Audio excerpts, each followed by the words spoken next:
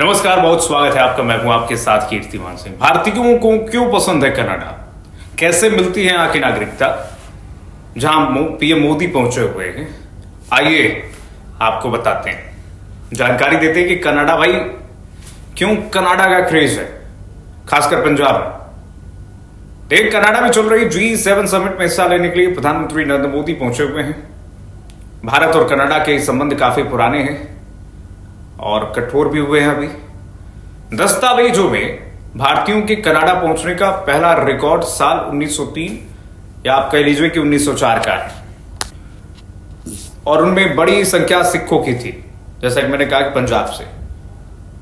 वर्तमान में कनाडा में भारतीयों की संख्या करीब 18 लाख है। कल्पना कीजिए, भारतीयों को कनाडा पसंद क्यों है? 5 बड़ी वजह इसकी क्या है। प्रधानमंत्री नरेंद्र मोदी जब यहां पर पहुंचे हुए हैं तो वहां पर कैसे लोगों को संबोधित करेंगे, इस पर भी सबकी नजर है। भारत G7 का सदस्य नहीं है, इसके बावजूद कनाडा के प्रधानमंत्री के न्योते पर आउटरीच पार्टनर के रूप में भारत इसमें हिस्सा ले रहा है। पिछले कुछ समय से भारत कनाडा संबंधों में कड़वाहट जो आई थी वो दूर करने के लिए इसे मौके के रूप में देखा जा रहा है। वैसे भारतीयों को कनाडा बड़ा पसंद है। आइए जानते हैं कि वो 5 बड़ी वजहें क्या हैं विस्तार से, और कितने भारतीय यहां पर रहते हैं और क्यों रहते हैं। तो देखिए, ब्रिटिश इंडिया के जमाने के दस्तावेजों के मुताबिक भारतीयों के कनाडा पहुंचने का पहला रिकॉर्ड जो हमने देखा कि 1903 और 4 के बीच में, जैसा कि शुरू में मैंने बताया आपको, बड़ी संख्या आपने देखा ही होगा IELTS पास करके जो सिख लोग जाते हैं, और वहां पर करीब 18 लाख की संख्या है। और हर घर से आप देखिए पंजाब के एक ना एक कोई मिल जाएगा आपको कनाडा में। कनाडा की कुल आबादी अप्रवासी भारतीयों की हिस्सेदारी 5.1 है, 5.1%। कनाडा क्यों जाते हैं भारतीय? पहली वजह आप देखिए, वर्ल्ड लेवल पर एजुकेशन सिस्टम को मान्यता है। पढ़ाई के लिए कनाडा भारतीय छात्रों का हमेशा से पसंदीदा देशों में रहा है। विश्व स्तर पर कनाडा की शिक्षा प्रणाली जो है, सिस्टम है, एजुकेशन सिस्टम बेहतर मानी जाती है।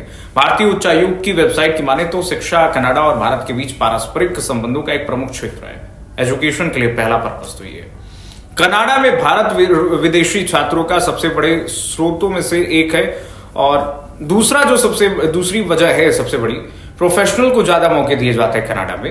रोजगार के बढ़िया अवसर हैं। IT, स्वास्थ्य और कुशल ट्रेड्स के क्षेत्र में वहां अच्छा स्कोप है, वेतन बढ़िया होता है, करियर में आगे बढ़ने के मौके भी खूब मिलते हैं। कनाडा की कई नीतियों में बदलाव के बावजूद ये सारी चीजें भारतीयों छात्रों के आकर्षण का ये केंद्र है। फिर पढ़ाई के बाद छात्रों को यहीं पर बेहतर नौकरी और स्थायित्व मिल जाता है। स्टेबिलिटी सब लोग दुनिया में चाहते हैं, सभी इंसान चाहते हैं कि स्टेबिलिटी उनके जीवन में आ जाए, स्टेबल हो जाए और बस जाए, उनका परिवार बस जाए। तो ये कनाडा प्रोवाइड कराता है। देखिए, तीसरी बड़ी वजह है कि देखिए, सुरक्षित और स्थिर देश माना जाता है कनाडा। एक बेहद सुरक्षित और राजनीतिक रूप से स्थिर देश है, स्टेबल देश है। कभी दंगे आप नहीं देखते होंगे। ये भविष्य संवारने में कि आज को लेकर के विदेश जाने वालों का साथ भी देता है कनाडा। इसलिए बड़ी संख्या में भारतीय वहां अपनी नई जिंदगी की शुरुआत के लिए जाते हैं। कनाडा हर साल कम से कम आप देखिए कि 4.5 लाख स्थायी विदेशी निवासियों को अपने यहां बसाने के लिए तैयार रहता है। वो लोगों को बुलाता है कि आओ, भेजो नहीं, बुलाता है। इसलिए वहां जाने वालों को आसानी होती है और कनाडा में आसानी से उनको नागरिकता मिल जाती है। तो कनाडा बुलाता है लोगों को, योग्य लोगों को। स्थायी रेजिडेंसी मिलने में आसानी होती है, वहां पे नागरिकता बहुत आसानी से मिल जाता है। सबसे खास बात यह है कि अगर 5 साल तक कनाडा में शांतिपूर्वक आप रह लिए तो वहां की परमानेंट रेजिडेंसी यानी कि PR मिल सकती है, और इसके बाद आसानी से नागरिकता भी वहां पर हासिल हो सकती है। कनाडा की सरकार भी पंजाबी भाषा को प्राथमिकता दे रही है, और इसीलिए आप देखिए कनाडा में ज्यादा से ज्यादा पंजाब के लोग ही आपको दिखेंगे। 5वीं और सबसे बड़ी वजह है कि सुविधाएं और सहूलियतें। कनाडा और अपने देश के नागरिकों को कई तरह की सुविधाएं भी देता है, भले वे बाहर से आकर क्यों ना हो, भारतीय क्यों ना हो, कई किन्हीं और देशों क्यों ना हो। उदाहरण के लिए आप देख लीजिए कि सभी बुजुर्गों को वहां सरकार की ओर से अच्छी खासी पेंशन दी जाती है, अच्छी खासी पेंशन जो यहाँ पर बड़े बड़े लोग कमाते हैं, सैलरी 1.5 लाख में। प्राथमिक स्तर पर पढ़ाई लिखाई में छूट है, आवागमन के साधनों को लेकर के सहूलियतें हैं, ट्रांसपोर्टेशन फ्री है, आकर्षित करने के लिए ये सब काफी है, आप जानते हैं किसी को भी। यही कारण है कि धीरे धीरे पंजाब से जाकर इतनी बड़ी संख्या में लोग वहां पर बस गए हैं और अंग्रेजी, फ्रेंच और मंdarin के बाद कनाडा में पंजाबी चौथी सबसे ज्यादा बोली जाने वाली भाषा बन गई। सबसे ज्यादा बोलने वाली भाषा वहां पर बन गई। देखिए, कनाडा की सरकार भी पंजाबी भाषा को प्राथमिकता दे रही है। कई स्थानों पर बोर्डों और सड़कों पर पंजाबी सरकार लिखी मिल जाती है। बोर्डों पर कनाडा की सरकार में तो कई पंजाबी मंत्री भी आपको मिल जाएंगे। देखिए, कनाडा की नागरिकता आपको कैसे मिलेगी, ये बेहद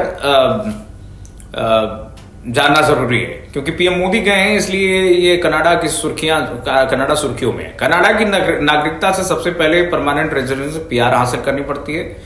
इसकी शर्त है कि लगातार आप 5 साल वहां पर रह ले, जैसा कि मैंने शुरू में आपको बताया। 3 साल तक कनाडा में रहना होगा उसके बाद, और 3 सालों तक वहां टैक्स भरना होगा। इसके बाद कनाडा की नागरिकता के लिए आवेदन किया जा सकता है। अंग्रेजी और फ्रेंच की जानकारी भी जरूरी होती है। कनाडा के लैंग्वेज बेंचमार्क के अनुसार अंग्रेजी की दक्षता लेवल 4 की होनी चाहिए और बहुत आसानी है आपको। आप देखिए, 5 साल वहां पर शांतिपूर्वक रहिए, 3 साल नागरिकता के लिए रहिए सही से, और उसके बाद आपको सिटीजनशिप टेस्ट भी पास करना पड़ता है। कनाडा के नागरिकों के अधिकारों, जिम्मेदारियों के साथ वहां के इतिहास, भूगोल, अर्थव्यवस्था, कानून और सरकार से जुड़े प्रश्न पूछे जाते हैं। नागरिकता मिलने के बाद वोट देने का अधिकार हो जाता है, आपको पासपोर्ट भी मिल जाता है, और जाहिर सी बात है जो नागरिकों को सुविधाएं मिलती हैं वो भी आपको मिलेंगे। पीआर होल्डर्स वहां वोट नहीं दे सकते हैं, आपको जानना जरूरी है। पीआर होल्डर वो कह रहा हूं मैं कि जो आप देखिए 5 साल आप जब वहां पर बाहरी के रूप में रह लेते हैं शांति से, उसके बाद आपको पीआर मिल जाता है। यानी कि अब